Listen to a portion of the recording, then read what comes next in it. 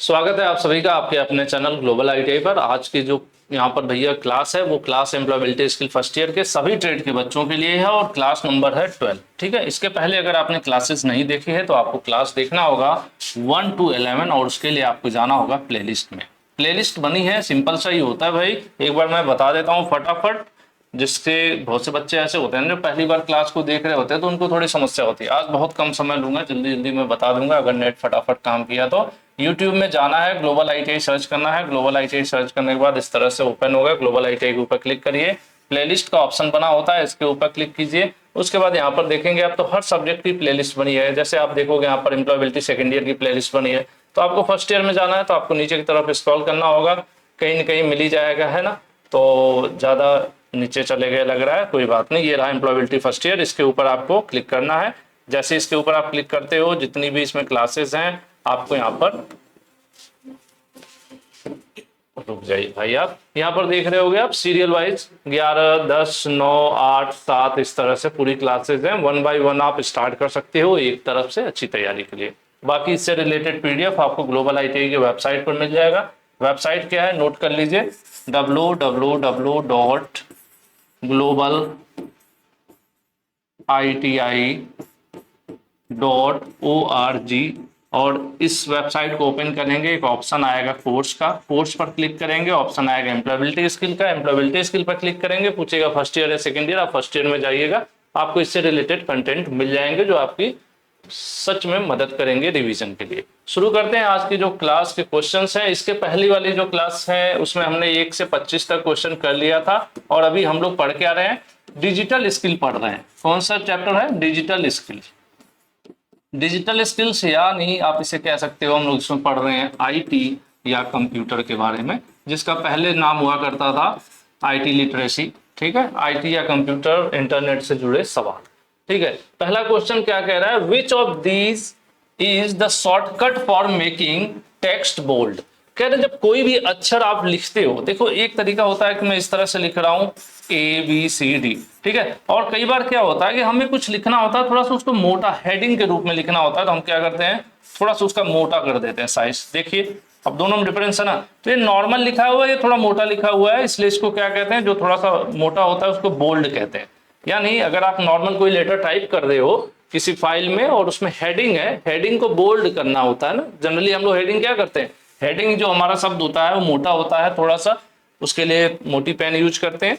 बाकी जो चीजें होती हैं वो पतले यानी बारीक अक्षरों में लिखी हुई होती हैं। तो यही पूछ रहा है कि शॉर्टकट क्या है। एमएस वर्ड की अगर बात कर ले, माइक्रोसॉफ्ट वर्ड में अगर आप अपना बायोडाटा या रिज्यूमे बना रहे हैं, कोई डॉक्यूमेंट बना रहे हैं, उसमें आप बोल्ड करना चाहते हैं, अक्षर को बोल्ड करना चाहते हैं, तो क्या यूज करेंगे, Ctrl+B।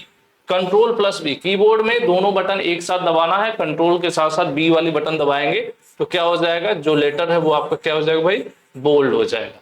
तो यहाँ पर आंसर जो है बी सही हो जाएगा। बाकी और भी बता देते हैं, Ctrl+S जो होता है यह फाइल को सेव करने के लिए यूज किया जाता है। यह क्या होता है, अनडू। गलती से आपने कुछ डिलीट कर दिया हो, वापस उसको लाना चाहते हैं, जैसे अगर मान लेते हैं मैं गलती से ऐसे ऐसे कर दिया, ठीक है, अब यहाँ पर नीचे बटन दिया है अनडू, ठीक है, अनडू कर दूंगा तो ये जो चीजें मैं किया हूं वो सब गायब हो जाएगा। यानी कोई सेंटेंस जिस स्थिति में था पहले और अभी मैंने कुछ बदलाव कर दिया, फिर चाहता हूं कि पहले जैसा हो जाए, तो उसके लिए अनडू का जो है यूज किया जाता है ऑप्शन। और इसका शॉर्टकट क्या है, कीबोर्ड में जाएंगे, कंट्रोल बटन के साथ यू दबाएंगे तो सॉरी गलती होगी ना पहले ही क्वेश्चन में, ये अनडू का नहीं है, ये अंडरलाइन का है। इतने में तो कितने कमेंट आ गए होंगे ना। ये होता है अंडरलाइन, जैसे हमने कोई अक्षर लिखा उसके नीचे हम अंडरलाइन करना चाहते हैं, ये तो मिठा ही दिया पूरा मैंने, अंडरलाइन करना चाहते हैं नीचे इस तरह से, तो ये हो जाए Ctrl+U। ठीक है, किसके लिए होता है, अंडरलाइन के लिए। और जो मैं अनडू के लिए बता रहा था, अनडू कोई चीज हम गलती से कर दी है तो उसके लिए क्या होता है, Ctrl+Z। ठीक है, अभी यही सही कर लीजिए। तो ये होता है कि कोई चीज गलती से हो गई है, ठीक है। और ये आपका इटैलिक के लिए, इटैलिक मतलब कोई शब्द आप इस तरह से तिरछा, एक तो होता है कि आपने ए लिखा है इस तरह से एकदम सीधा सीधा लिखा, और एक आप थोड़ा सा स्टाइलिश इस तरह से झुकाकर, एक तरफ तिरछा झुकाकर लिखना चाहते हैं लेटर, तो उसके लिए आपका इटैलिक के लिए यूज होता है, ठीक है। तो यहाँ पर आंसर आपका क्या सही है, फिलहाल बी वाला आंसर जो है सही हो जाएगा। बोल्ड के लिए क्या यूज होगा, Ctrl+B यूज होने वाला है। अगला क्वेश्चन, मैं थोड़ा साइड हो जाता हूँ क्योंकि कई बार बच्चों का ये रहता है कहना है सर क्वेश्चन नहीं पढ़ पाते हैं। अब साइड से आपको दिखेगा ब्लैंक स्पेस है, is a band that will appear that will at the top of the MS word screen. मान लेते हैं आपने एमएस वर्ड ओपन किया, एमएस वर्ड ओपन किया, कुछ लेटर बायोडाटा टाइप करना चाहते हैं, तो ऊपर आप देखोगे ना बहुत सारी चीजें बनी होती हैं, जैसे फॉन्ट अलग अलग टाइप का होता है, बोल्ड करना है, इटैलिक करना है, अंडरलाइन करना है, साइज क्या रखना है लेटर का, स्टाइल क्या रखना है, फॉर्मेट है, बहुत सारे ऑप्शंस होते हैं। तो ये जो ऊपर के यहाँ पर जो हेडर टाइप का होता है उसी की बात कर रहे हैं। जो ऊपर जो आपने एमएस वर्ड प्रोग्राम खोला तो उसके ऊपर की जो पट्टी है एकदम जो ऊपर वाली, उसको क्या कहते हैं? तो भाई उसको हम लोग कहते हैं मेन्यू बार। क्या कहते हैं? Menu bar. क्योंकि इसमें सब कुछ मिलता है, फाइल को सेव करना, प्रिंट करना, साइज बदलना लेटर का, इस तरह के सभी ऑप्शंस आपको कहाँ मिलते हैं? मेन्यू बार में। ऊपर की तरफ ये जो होता है ये क्या होता है? मेन्यू बार होता है। तो मेन्यू बार में ये चीजें आपको मिलती है। बाकी जो नीचे हमारा जो लैपटॉप की जो स्क्रीन होती है उसके नीचे जो नीचे ब्लू पट्टी होती है वो थीम के हिसाब से कलर बदल सकता है, ब्लू ब्लैक हो सकता है। तो एकदम नीचे की जो पट्टी होती है दिखाती है कि कितने प्रोग्राम इस समय हमारे लैपटॉप में चल रहे हैं, तो उसको बोला जाता है टास्क बार। और स्पेस बार क्या होता है? हमारे कीबोर्ड में जो सबसे बड़ी वाली बटन होती है कि दो अक्षरों के बीच स्पेस देना होता है तो उसको स्पेस बार बोला जाता है। और स्टार्ट बार कहते हैं, यहाँ पर फिलहाल कोई लेना देना है नहीं। तो मैंने चारों आपको एक्सप्लेन कर दिया। अगले क्वेश्चन की तरफ चलते हैं। अगला क्वेश्चन कह रहा है tab help to change the type of page portrait of landscape. देखिए आपके पास अगर एक सिंपल सा पेज हो, अगर हाँ मेरे पास है, ठीक है, अगर इस पेज पर आप इस तरह से सीधा सीधा लिखना चाहते हैं, जनरली जब भी हम यूज करते हैं आपको पता होगा कि 99% हम लोग पेज को कैसे यूज करते हैं? पेज को ऐसे सीधा रखते हैं और लेफ्ट टू राइट इस तरह से लिखते हैं, इस तरह से लिखते जाते हैं, ठीक है। कभी कभी जरूरत ऐसी पड़ जाती है, कुछ ऐसे केसेस होते हैं, कुछ डॉक्यूमेंट्स होते हैं, टेबल बनाना पड़ता है, जिस केस में हमें पेज को ऐसे पलटकर ऐसे लंबा लिखना पड़ता है, क्योंकि कॉलम ज्यादा बनाने होते हैं या फिर एक ही लाइन में कुछ ज्यादा ऑप्शंस होते हैं, तो हमें इस तरह से करना पड़ता है। तो पेज जो अपने डिफॉल्ट रूप से, मतलब कह लो पैदा हुआ है जिस रूप में, पेज का इस तरह से रहता है। जो पेज का कह लीजिए कि मेन जो इसका स्वरूप है पेज का, किसी भी पेज का, कंप्यूटर में जो पेज हो उसकी बात कर लें, बाहर पेज है, वो इस तरह से रहता है। और इसको बोला जाता है, क्या बोला जाता है? पोर्ट्रेट। ठीक है, पोर्ट्रेट, स्पेलिंग भूल गया मैं, ठीक है, पोर्ट्रेट होना चाहिए। अब स्पेलिंग देखना पड़ेगा मुझे, अब स्पेलिंग तो पूरी तरह से गलत है। अब आप लोग सही स्पेलिंग कमेंट कर दीजिएगा, ठीक है। ये पोर्ट्रेट होता है। और जब इसी चीज को, इसी पेज को अगर हम ऐसे लिख देते हैं, ठीक है, तो इसको कहते हैं लैंडस्केप। पोर्ट्रेट के स्पेलिंग कमेंट कर दीजिएगा, ठीक है, आगे का मैं छोड़ दे रहा हूँ आपके। तो ऐसे ऐसे है, अगर पेज सीधा सीधा तो पोर्ट्रेट, और ऐसे है तो लैंडस्केप। तो यही कह रहे हैं कि the tab change the type of page. देखिए यहाँ पर स्पेलिंग लिखा हुआ POR, नकल मार लेना चाहिए, PORTRAIT, ठीक है। लो जी, टिप दिया है। पोर्ट्रेट या लैंडस्केप में आपको बदलना है तो कौन से वाले ऑप्शन में आप बदल सकते हो? तो उसको आप लेआउट वाले ऑप्शन में जाकर बदल सकते हो। MS वर्ड के सेटिंग में जाओगे और वहां से आप क्या करोगे? लेआउट वाले ऑप्शन पे जाओगे और लेआउट में आप जैसे चाहोगे, अगर आप चाहते हो कि लेटर ऐसे टाइप हो तो पोर्ट्रेट कर दोगे, और चाहते हो ऐसे टाइप हो तो लैंडस्केप कर दोगे। तो यही पूछ रहा था कि आप कहां से कर सकते हो, तो आप कर सकते हो लेआउट वाले। इंसर्ट से आप फोटो, इमेज, चार्ट वगैरह इंसर्ट कर सकते हो MS वर्ड वगैरह या MS एक्सेल या किसी में भी, पावर पॉइंट में भी। डिजाइन में आप डिजाइन चेंज कर सकते हो, रिव्यू में चीजों को देख सकते हो, अपने डॉक्यूमेंट जो भी आपने तैयार किया है उसके बारे में। तो आज भैया यहाँ पे हो गया इसका आंसर ये। अगले क्वेश्चन की तरफ चलते हैं। Joseph want to make the letter in the word slant to one side. जो जोसेफ हैं वो क्या करना चाहते हैं? MS वर्ड में लेटर, बायोडाटा कुछ भी टाइप कर रहे हैं तो उसमें चाहते हैं कि अक्षर एक साइड को झुका हुआ रहे। अभी मैंने आपको बताया था कि अक्षर को अगर एक साइड झुकाना हो तो उसको क्या कहते हैं? उसको कहते हैं इटैलिक। क्या कहते हैं भाई? उसको बोला जाता है इटैलिक। और अगर किसी अक्षर को थोड़ा सा मोटा करना है, नॉर्मल अक्षरों की अपेक्षा वो मोटा दिखे, तो उसको कहते हैं बोल्ड। यहाँ पे बोल्ड मतलब निडर से नहीं होगा, यहाँ पर बोल्ड मतलब मोटे से हो जाएगा, थोड़ा मोटा, ठीक है। अंडरलाइन तो आप जानते ही हैं कि अगर कोई चीज लिखा हुआ है, इसके नीचे मैं इस तरह से लाइन कर दे रहा हूं तो ये क्या कहलाएगा? अंडरलाइन कहलाता है। तो ये चीज हो गया। नंबर लिस्ट क्या होता है? कि अगर हम कोई चीज लिख रहे हैं और उसके आगे इस तरह से 1 2 3 4 इस तरह से ऑटोमेटिकली सीरियल नंबर डालते हुए जा रहे हैं या सेट कर दे रहे हैं कंप्यूटर में, तो वो नंबर सीरीज वगैरह हो जाता है। ठीक है, तो फिलहाल यहाँ पर पूछा गया था कि लेटर को एक साइड में झुकाना चाहते हैं कि थोड़ा सा झुका हुआ दिखे, तो उसके लिए क्या करेंगे, इटैलिक वाला ऑप्शन यूज करेंगे। तो यहाँ पर बी जो है आपका सही हो जाएगा। चलिए अगले क्वेश्चन की तरफ। Amira wants to underline the title of her document. देखो मान लो अमीना ने अपना एक बायोडाटा बनाया, रिज्यूमे बनाया। रिज्यूमे में सबसे पहला शब्द इन्होंने यहाँ पे रिज्यूमे इस तरह से लिख दिया और इसको अंडरलाइन करना चाहते हैं। उसके बाद अपना ऑब्जेक्टिव, अपना एजुकेशनल क्वालिफिकेशन, अपना एक्सपीरियंस, स्किल्स, एड्रेस, ये सारी चीजें बाद में लिख रहे हैं एक एक करके, लेकिन जो मेन हेडिंग है ऊपर वाली उसको थोड़ा सा मोटा भी कर दिया, प्लस क्या करना चाहते हैं, अंडरलाइन करना चाहते हैं। डॉक्यूमेंट की जो मेन हेडिंग है रेखांकित करने का मतलब है कि क्या करना चाह रहे हैं, अंडरलाइन करना चाहती हैं। तो उसके लिए क्या करना पड़ेगा, देखिए हमने इसको बताया था आपको कि ये क्या करने के लिए होता है भाई, सेव करने के लिए होता है। ये मोटा लिखना है थोड़ा, आपको हेडिंग बोल्ड करना है, और ये आपका इटैलिक था, और ये क्या है आपका अंडरलाइन के लिए कंट्रोल यू हो जाएगा। पहले क्वेश्चन जो मैं गलती कर रहा था, तो कंट्रोल यू किस लिए यूज हो रहा है, अंडरलाइन के लिए यूज हो रहा है। ठीक है, तो ये पूछ रहा है यहाँ पर कि विच शॉर्टकट की यूज। ठीक है, तो ये कौन से शॉर्टकट की यूज करेंगे, कीबोर्ड में जाएंगे, जितना भी लेटर उसको पहले सेलेक्ट करने के बाद कंट्रोल यू दबाने पर उतने उसके नीचे क्या होगा, एक अंडरलाइन लग जाएगी। तो यहाँ पर हो गया कंट्रोल यू। ठीक है, आगे बढ़ते हैं।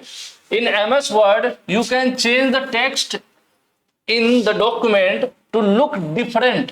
कह रहे हैं कि पहले से जो एमएस वर्ड में आपने कोई अक्षर लिखा है, अब उसको थोड़ा सा चाहते हैं थोड़ा अलग टाइप का दिखे। अलग टाइप का दिखने का मतलब है कि आप उसका स्टाइल चेंज करना चाहते हैं। जैसे आप अगर एक इंसान है, इंसान को चाहते हैं कि वही इंसान थोड़ा सा दूसरे रूप में दिखे, तो क्या कर सकते हैं, उसके बाल कटवा सकते हैं, उसके कपड़े चेंज करा सकते हैं, हो सकता हो वो दाढ़ी रखता हो तो उसकी दाढ़ी कटवा दें, बदलाव कर सकते हैं ना। तो क्या वही चीज यहाँ पर है कि इस प्रोसेस को क्या कहा जाता है, यानी एमएस वर्ड में लिखे गए पहले से जो डॉक्यूमेंट लिखा गया, अक्षर लिखा गया है, उसको बदलना चाहते हैं कि दूसरे रूप में दिखे। तो इस चीज को क्या कहते हैं, प्रिंटिंग मतलब किसी चीज का प्रिंट आउट लेना, सेविंग मतलब किसी फाइल को सेव करना, डिलीटिंग मतलब किसी फाइल को डिलीट करना। तो ये तीनों होंगे ही नहीं, और ये कहां से होगा, फॉर्मेट से होगा, फॉर्मेट। ठीक है, आप अलग प्रकार का फॉर्मेट सेलेक्ट कर लोगे तो अपने आप ही चीजें बदल जाएंगी, अक्षर बदल जाएगा, कलर बदल जाएगा, थीम बदल जाएगा। ठीक है, जैसे आपने मोबाइल वगैरह में भी आप देखते हो, कभी कभी आपका मन भर जाता है तो आप अपना वॉलपेपर बदल देते हो, या थीम में जाकर जो मेन्यू होते हैं थोड़ा छोटा बड़ा कर देते हो। तो वही चीज है यहाँ पर कि एमएस वर्ड में अगर आप ये सब चीज बदलना चाहते हो तो कहां पर जाके बदलोगे, या इस प्रक्रिया को क्या कहेंगे, उसको हम कहते हैं फॉर्मेटिंग। यानी जो फॉर्मेट है उस फॉर्मेट को बदलना, दूसरे फॉर्मेट में करना, उसका लुक बदल देना। ठीक है, तो यहां पर आंसर आपका जो है डी सही हो जाएगा। सही चल रहा है सब, ओके।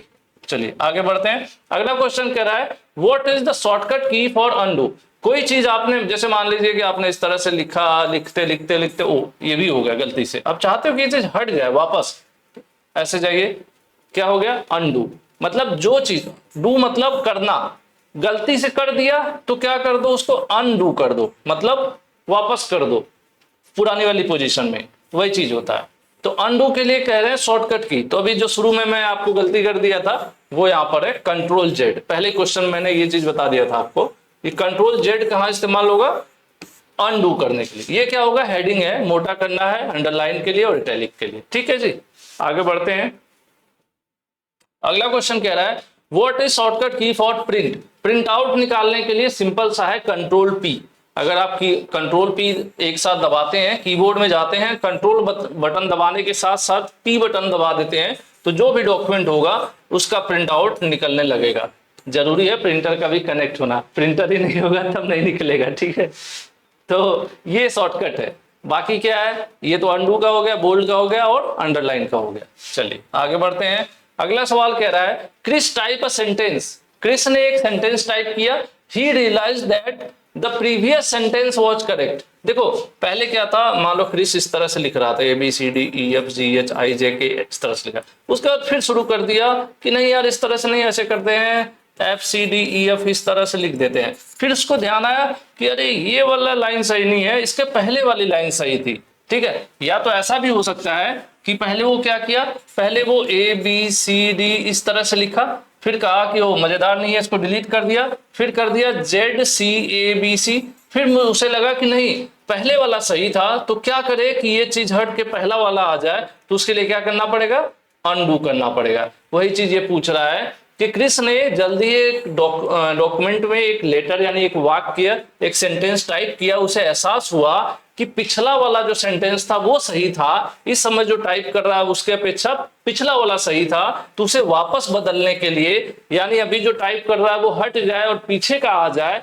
तो उसके लिए क्या करना पड़ेगा, तो उसके लिए करना पड़ेगा अनडू, है ना, कि अभी जो किया वो ना करके पीछे वाला चाहिए मुझे, तो जो करंट वाला है वो डिलीट हो जाएगा और पहले वाला आ जाएगा, तो उसके लिए क्या करना पड़ेगा, अनडू करना पड़ेगा। जैसे मैं आपसे नहीं कह रहा हूं कि गलती से ऐसे कर दिया ओ फिर इसको हटाना है, तो यहाँ पे नीचे डायरेक्ट बटन दे दिया है अनडू का, लेकिन मैं चाहूं तो कीबोर्ड में कंट्रोल बटन के साथ जेड प्रेस करूंगा, कंट्रोल के साथ जेड प्रेस करूंगा तो क्या होगा, वो चीज हटके पुरानी वाली स्थिति में आ जाएगी। ठीक है, कई बार आपने मान लो इसका कलर येलो कर दिया, फिर आपको लग रहा है वो येलो सही नहीं लग रहा है, वापस व्हाइट हो जाए तो ठीक है, कंट्रोल जेड कर दीजिए, अनडू हो जाएगा, वापस से पुरानी स्थिति में आ जाएगा। अनडू मतलब पूर्ववत, मतलब पहले जैसा था वैसे हो जाए।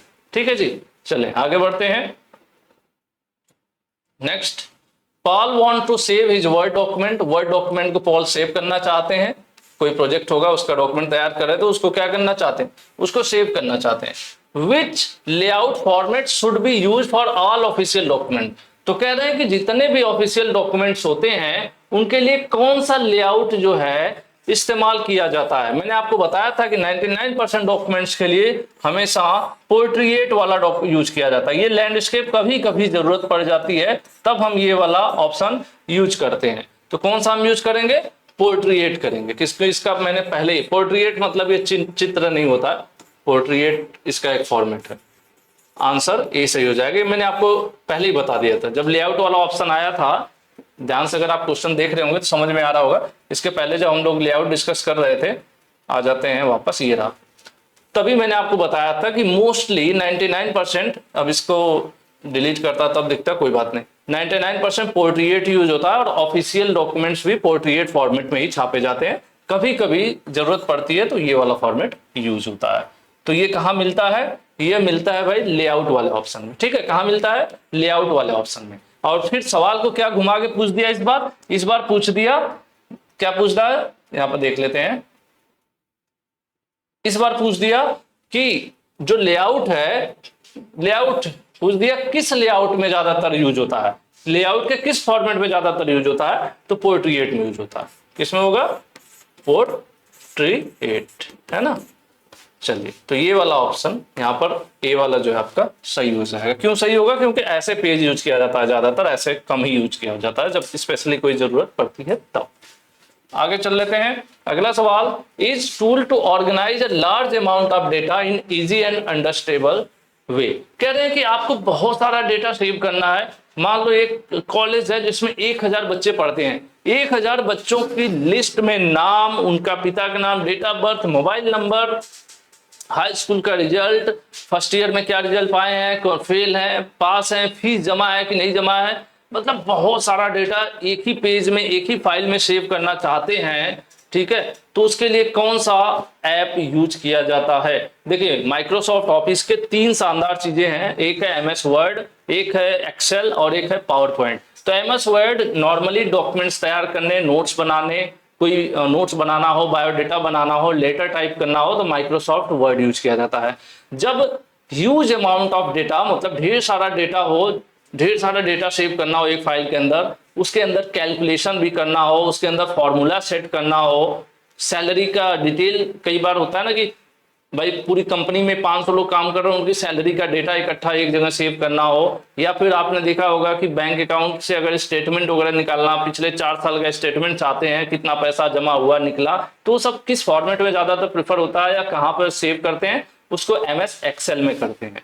और जब कहीं कुछ प्रेजेंट करना होता है, जैसे मान लो किसी मीटिंग में या फिर पढ़ाते समय कोई स्लाइड वगैरह के माध्यम से हम आपको कुछ पढ़ाना चाह रहे हैं, जैसे स्लाइड है, तो ये सब पावर पॉइंट में यूज किया जाता है, मतलब पावर पॉइंट में बनाया जाता है। MS word simple letters biodata वगैरह के लिए यूज किए जाते हैं, ऑफिशियल डॉक्यूमेंट्स तैयार करने के लिए यूज किए जाते हैं, नोट्स वगैरह तैयार करने के लिए यूज किए जाते हैं। एक्सेल बड़े संख्या में डेटा वगैरह सेव करने के लिए, उसके अंदर कैलकुलेशन कर सकते हैं आप, उसके अंदर फॉर्मूला सेट कर सकते हैं, इन सब चीजों के लिए एमएस एक्सेल यूज किया जाता है। और पावर पॉइंट वगैरह प्रेजेंटेशन बनाने के लिए यूज किया जाता है। ठीक है, तो फिलहाल यही पूछ रहा है ये कि बड़ी मात्रा में डेटा को आसान तरीके से सेव करना, उसको समझने योग्य बनाने के लिए क्या यूज किया जाता है, तो माइक्रोसॉफ्ट का एक्सेल यूज किया जाता है। माइक्रोसॉफ्ट ऑफिस का एक भाग यह है। ठीक है, एमएस ऑफिस में 3 महत्वपूर्ण चीज भाग होते हैं स्पेशली जो सबसे ज्यादा यूज होते हैं।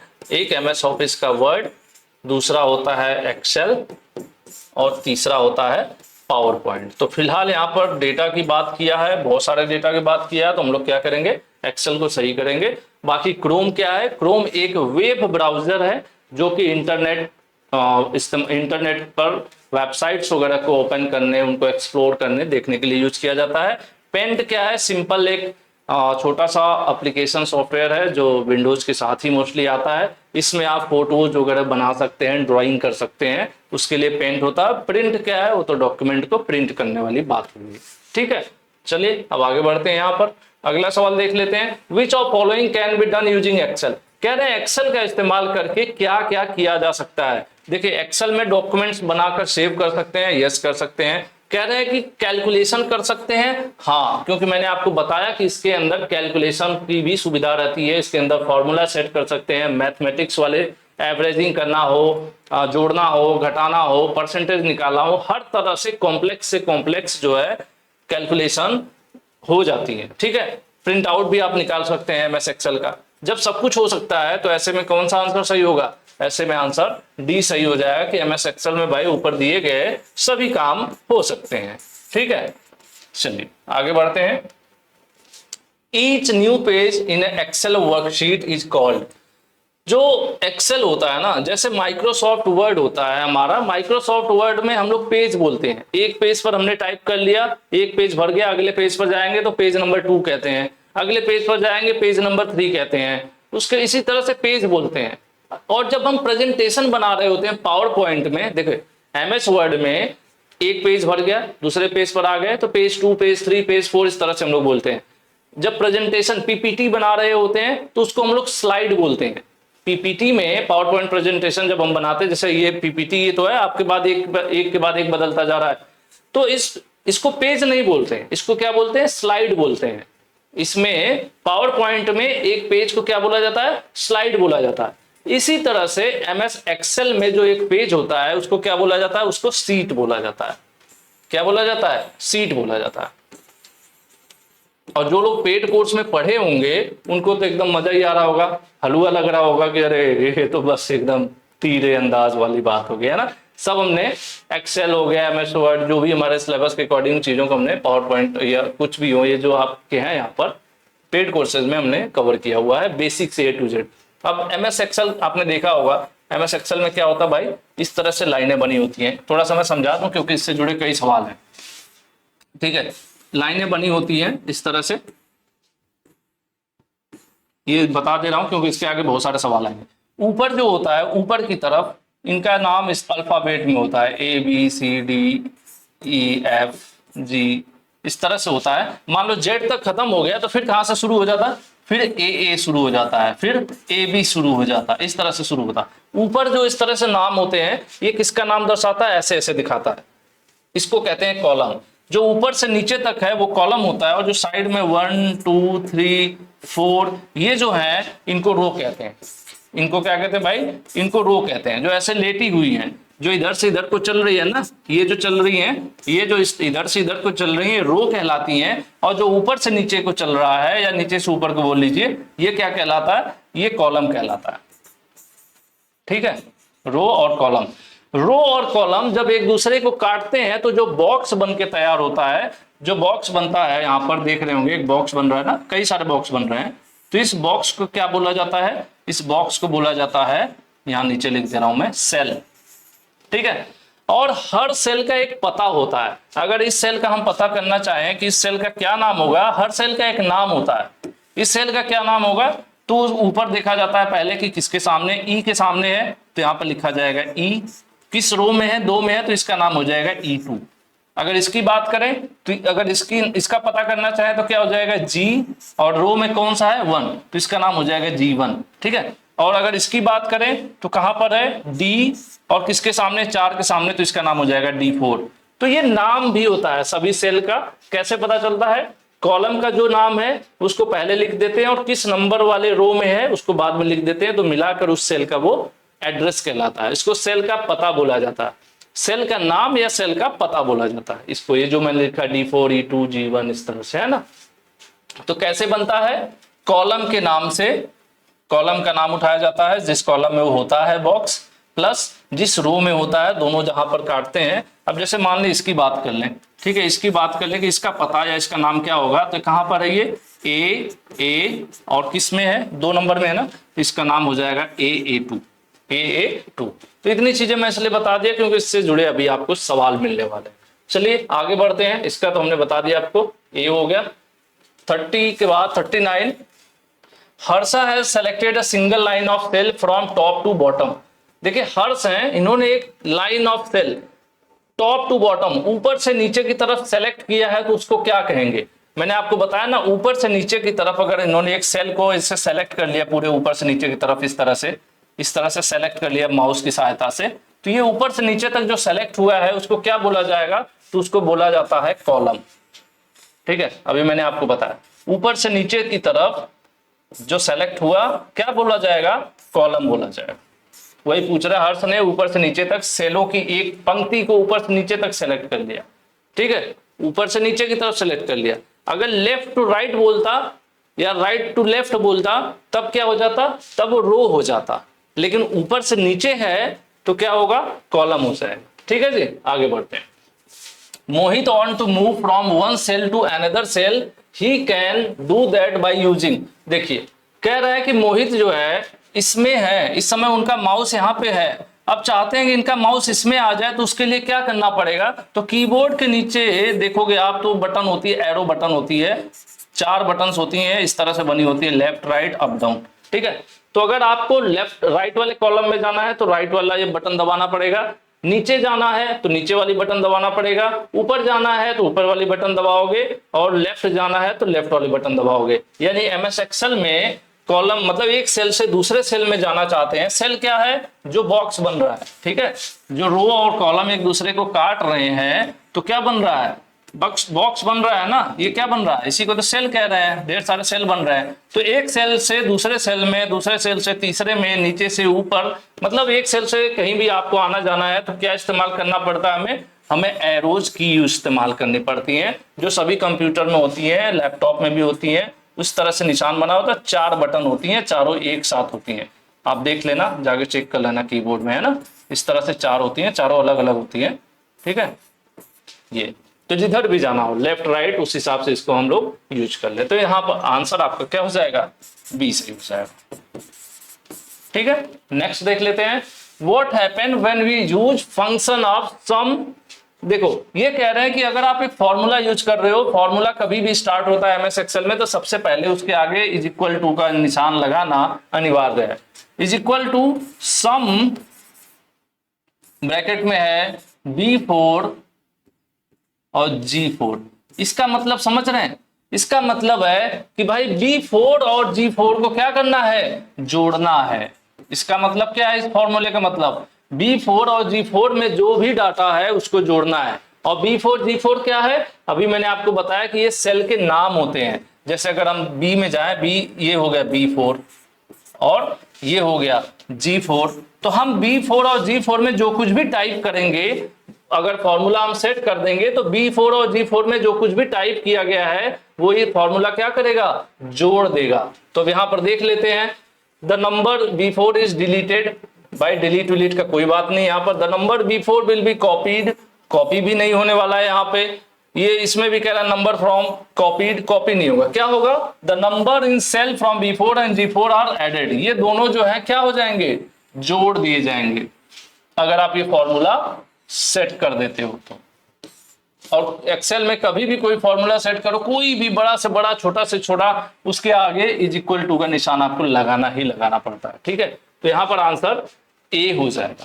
कई बार आपसे सवाल पूछ देता है कि एक्सेल में फॉर्मूला सेट करने के लिए कौन सा ऑपरेटर सबसे पहले लिखा जाता है या यूज किया जाता है, तो क्या वो यूज होता है, इज इक्वल टू, बराबर का, जिसको कहते हैं ना बराबर का निशान, वही चीज है। ये चीज लिखोगे उसके बाद आप फॉर्मूला, अब क्या लिख सकते हो आप, अब आप यहाँ पे लिख सकते हो सम, बदल सकते हो, E4 को जोड़ना E4 को जोड़ना चाहते हो, है ना, E4 और उसको जोड़ना चाहते हो F6 के साथ। लेकिन ये चीज जरूरी है, कुछ भी सेट करो आप, ये चीज जरूरी है, ठीक है। अगले सवाल की तरफ चलते हैं।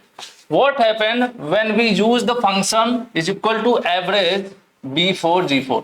कह रहा है कि अगर हम इस्तेमाल कर रहे हैं, कौन सा फॉर्मूला यूज कर रहे हैं, लिख रहे हैं इज इक्वल टू, फिर लिख रहे हैं एवरेज B4 एंड G4। ये क्या करेगा, B4 और G4 में जो संख्याएं लिखी होंगी दोनों संख्याओं का एवरेज निकाल के दे देगा।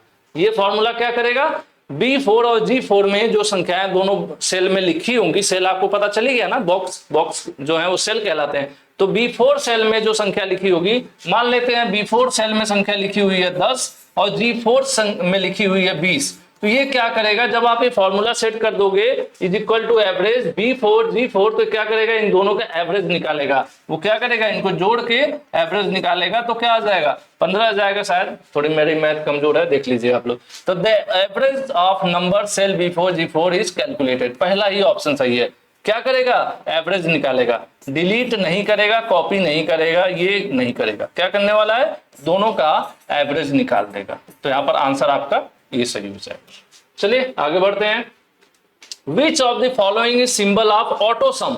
कई बार क्या होता है कि हमें 2-4 कॉलम जोड़ना होता है, तब तो हम क्या फॉर्मूला सेट कर लेते हैं कि इसमें B4 G4 को जोड़ दो। लेकिन कई बार ऐसी सिचुएशन हो जाती है कि हमारे पास ढेर सारे कॉलम है, 50, 100, 200, ठीक है, सब में इसमें लिखा है 10, इसमें 20, इसमें 30, इसमें 40। अब हम सोचते हैं कि यार सब में फॉर्मूला अब सेट करना पड़ेगा, इसमें फॉर्मूला सेट करना होगा, तो क्या लिखेंगे, मान लो ये B है, ठीक है, मान लो B है 1 2 3 4 इस तरह से। अब हमें इसमें क्या लिखना पड़ेगा, इसमें लिखना पड़ेगा सम, ठीक है, उसके बाद लिखेंगे B1, फिर लिखेंगे B2, फिर लिखेंगे B3, फिर लिखेंगे B4, इस तरह से बहुत सारा लिखना पड़ेगा। और मान लो 50 कॉलम हो गया, इस तरह 50 रो हो गई, तो B50, इतना लिखने में हालत खराब हो जाएगी। तब हम लोग क्या करते हैं, दिमाग लगाते हैं, माउस क्लिक करते हैं यहाँ से यहाँ तक और एक्स्ट्रा वाले बॉक्स पर आके यहाँ छोड़ देते हैं और जाते हैं ऑप्शन पर ऑटो सम के, और ऑटो सम पे क्लिक करते हैं तो तुरंत जोड़ के यहाँ पर रिजल्ट लिख देता है। तो ऑटो सम के सिंबल पूछ रहे हैं, तो ऑटो सम का सिंबल ही होता है, ठीक है, इसको कहते हैं ऑटो सम। मतलब एक से ज्यादा सेल को एक क्लिक में जोड़ना चाहते हैं, एक से ज्यादा सेल हैं, बहुत सारे हैं, 50-100 हैं, और चाहते हैं कि एक बार सेलेक्ट करके सिंगल क्लिक करूं और सारा एक साथ जुड़ जाए, तो उसके लिए एक फंक्शन होता है ऑटो सम का, और इसका जो सिंबल होता है इस तरह से होता है, ठीक है। तो यहां पर आंसर आपका क्या सही हो गया, आंसर ए सही हो जाएगा, ठीक है, याद रखिएगा। चलिए आगे बढ़ते हैं। अगला सवाल कह रहा है, Vanjana want to save her Excel workbook, how can she do it? Save करने की बात हो रही है। वंजना जो है अपने एक्सेल में इन्होंने डॉक्यूमेंट लिखा, डाटा तैयार किया, अब उसको सेव करना चाहती हैं, कैसे सेव होगा?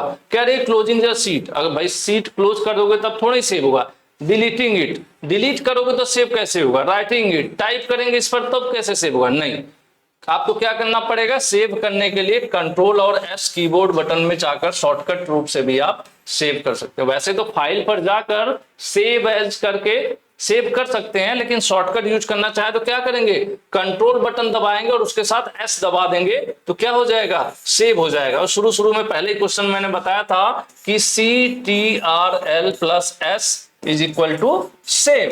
तो अगर हम डॉक्यूमेंट में काम कर रहे हैं, सेव करना चाहते हैं, तो सिंपल सी बात है, हम भी दबा देंगे कीबोर्ड में जाके, सेव हो जाएगा।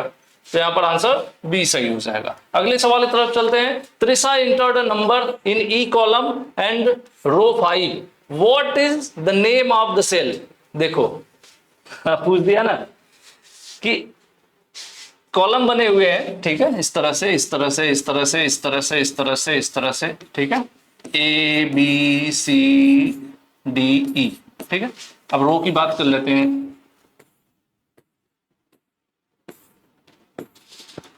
One two three four five, किसके, ये क्या कह रहा है, कह रहा है कि ई वाले कॉलम में, यानी ई वाले कॉलम में हमें ध्यान देना है, 5 नंबर रो पर, ये रहा 5 नंबर रो पर, ये दोनों कहां मिलेंगे आकर, ये दोनों मिल रहे हैं इस बॉक्स में, कहां मिलेंगे, यहां पर। तो पूछ रहे हैं इस बॉक्स का क्या नाम है, इस बॉक्स का क्या नाम है। मैंने बताया था कि बॉक्स का नाम कॉलम से शुरू होगा, कॉलम का नाम क्या है, ई है, और रो कौन सा है, 5 है। तो इस बॉक्स यानी इस सेल का क्या नाम हो जाएगा, इस सेल का नाम हो जाएगा E5। क्या हो जाएगा, E5। यह चीज मैंने बहुत पहले, अभी थोड़ी देर पहले बताया था, मैंने कई सारे सेल का नाम लिख के बताया था, ठीक है। तो यहाँ पर कोई कंफ्यूजन वाली बात नहीं, E5 आपका सही आंसर हो जाएगा। आगे बढ़ते हैं। कई बार इसको, जैसे यहाँ पर सेल का नाम पूछ दिया ना, कई बार इसको एड्रेस भी बोला जाता है। सेल का एड्रेस भी पूछ दिया तो कंफ्यूज नहीं होना, सेल का एड्रेस का भी मतलब वही है, E5 इस सेल का एड्रेस कहलाएगा, जो सेल का नाम है वही सेल का एड्रेस भी होता है, ठीक है जी। आगे बढ़िए।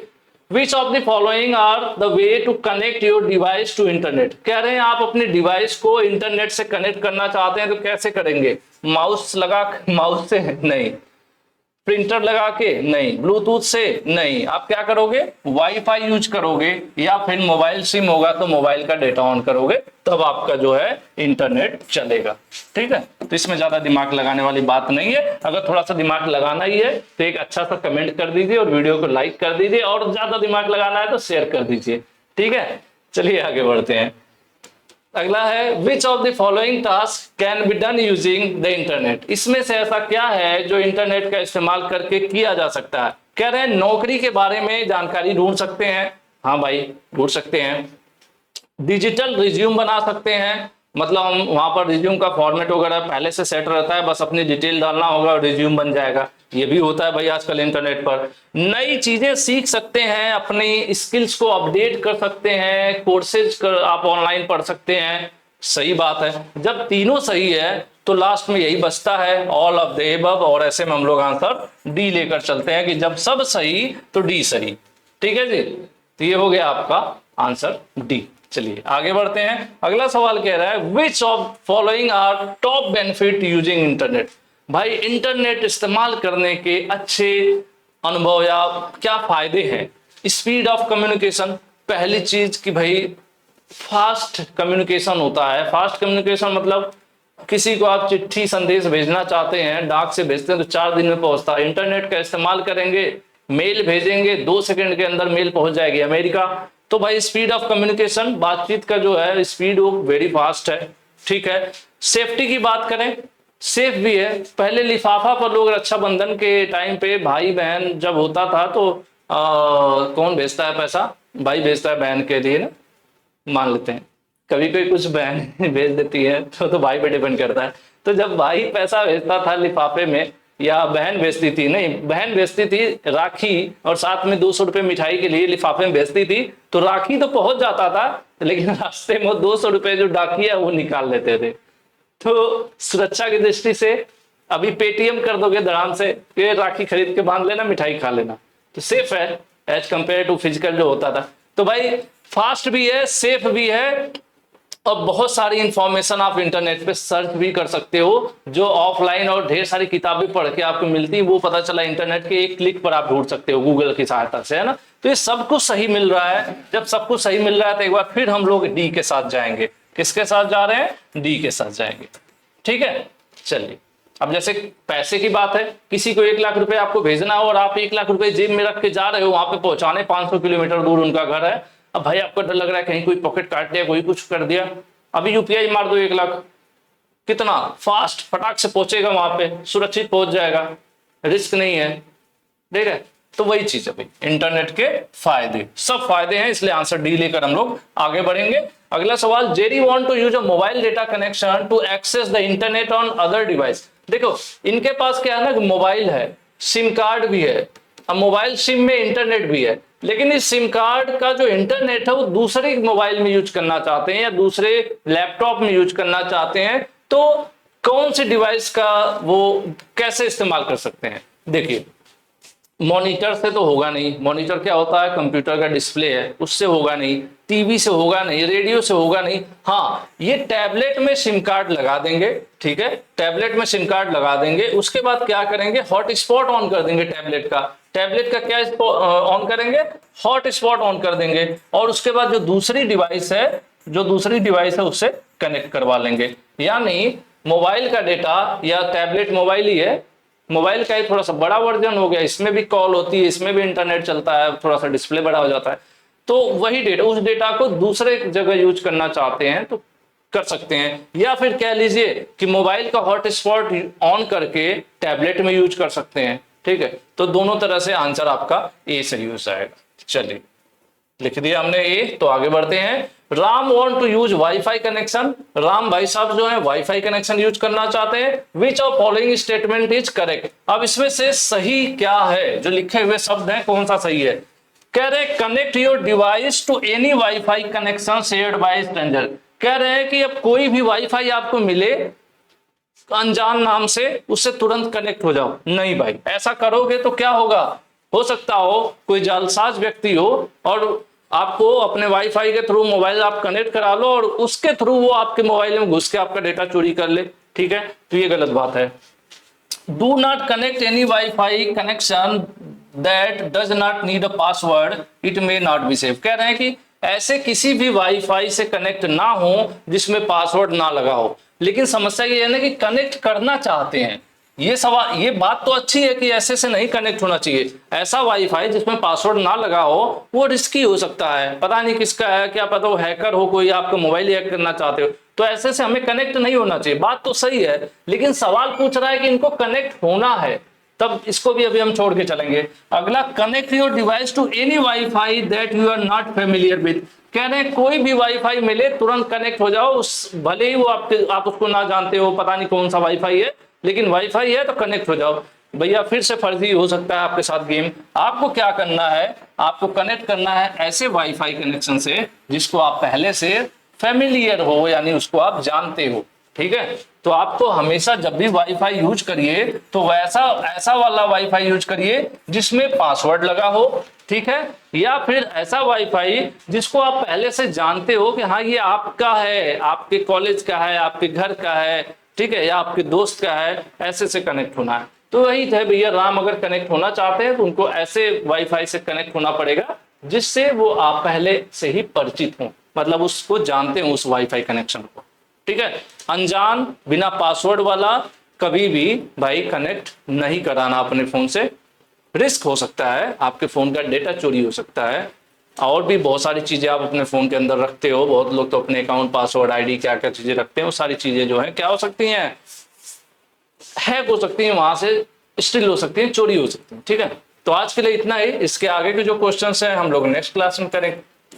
ठीक है, बाकी क्लास कैसी लगी वो तो मैं उम्मीद करूंगा आप कमेंट करके बताएंगे, है ना। तो आज के लिए इतना ही रखते हैं, बाकी आगे क्वेश्चंस अगली क्लास में। ठीक है, और बहुत ही बेसिक से क्वेश्चंस है, आसान है, बस थोड़ा सा समझने वाली फेर होती है, समझ लोगे आप तो कर लोगे। सब्जेक्ट तो मैं पहले से ही कहता हूँ बहुत आसान सा है। बाकी पहले क्लासेस नहीं देखे आप तो प्लेलिस्ट में जरूर देखें, और ग्लोबल आईटीआई की जो वेबसाइट है वहां से पीडीएफ जैसे जैसे टॉपिक वाइज है उसी तरह से टॉपिक वाइज वहाँ पीडीएफ दिए गए हैं, शॉर्ट, मतलब उसको थोड़ा सा शॉर्ट अरेंज करके हमने दिया हुआ है, तो उसको भी डाउनलोड करें।